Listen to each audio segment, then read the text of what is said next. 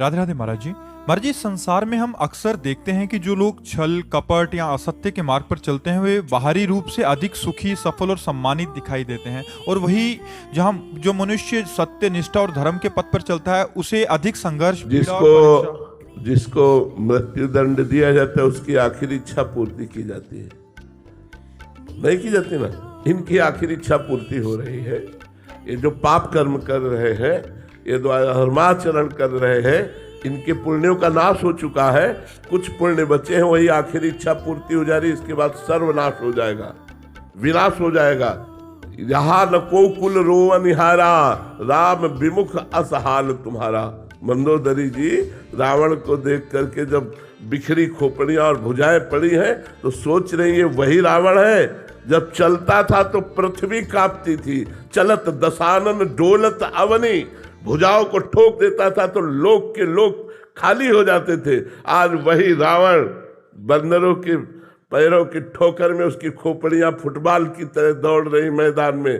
तो कहा राम विमुख असहाल तुम्हारा, रहा न को कुल रोवनिहारा। तुम्हारी आखिरी इच्छा पूर्ति की जा रही है। जैसे मृत्यु का दंड देने वाले पूछा जाता तुम्हारी आखिरी इच्छा क्या है, बोले हमको ये खवा दो, ये दिखा दो। अब तो वो खवाया जा रहा है तो देखकर कुछ ये मतवालों के सुखी है।